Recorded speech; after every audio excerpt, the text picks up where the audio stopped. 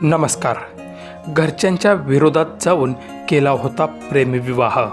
मात्र काही वर्षानंतर पतीचे 50 जणांसोबत नको ते कांड. शेवटी असा झाला नात्याचा शेवट. सविस्तर बातमी पुढे पाहण्याआधी चॅनलवरती तुम्ही नवीन असाल तर आपला RG मराठी न्यूज चॅनल जरूर सबस्क्राईब करून घ्या. प्रेम आंधळ असतं असं म्हणतात ते काही खोटं नाही. घरातील वडीलधारी लोक सांगत असतात, पण आत्ताची मुलं मुली या गोष्टीकडे दुर्लक्ष करतात आणि आपल्याला हवं तेच करतात. घरच्यांच्या विरोधाला न जुमानता 12 वर्षांपूर्वी मोठ्या थाटामाटात झालेल्या प्रेमविवाहाचा अंत न्यायालयाच्या डिजिटल स्क्रीनवर झाला. या प्रकरणातील 35 वर्षीय पत्नी आणि 37 वर्षीय पती यांनी 2014 मध्ये विशेष विवाह कायद्याअंतर्गत प्रेमविवाह केला होता. या लग्नाला पतीच्या कुटुंबियांचा विरोध होता. मात्र तरीही दोघांनी आयुष्यभर एकमेकांची साथ सोडली नाही. सुरुवातीची काही वर्ष अत्यंत सुखात गेल्यानंतर पतीने नोकरी सोडली आणि शेअर बाजाराचे मार्गदर्शन करणारे शिकवणी वर्ग सुरू केले.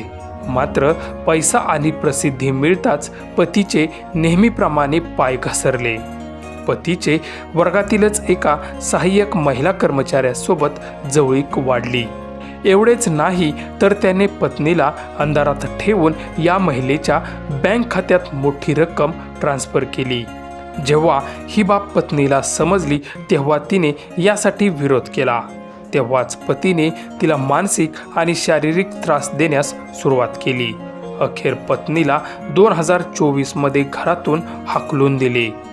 या दरम्यान पतीने बाजारात गुंतवणुकीच्या नावाखाली 35 ते 50 जणांना 5 ते 6 कोटींचा महागंडा घातला. या फसवणुकीच्या गुन्ह्याखाली पोलिसांनी त्याला अटक देखील केली आणि त्याची रवानगी थेट तुरुंगात केली. यानंतर पत्नीने तुरुंगात धाव घेत पतीला घटस्फोटाची मागणी केली. न्यायालयाने दोघांचीही बाजू ऐकून घेतल्यानंतर पतीला तुरुंगातूनच व्हिडिओ कॉन्फरन्सिंगच्या माध्यमातून न्यायालयासमोर हजर केले. स्क्रीनवर समोरासमोर आल्यानंतर पतीने पत्नीच्या मागणीनुसार घटस्फोट देण्यास आपली सहमती दर्शवली आणि 12 वर्षांच्या नात्यावर अधिकृतपणे पडदा टाकला.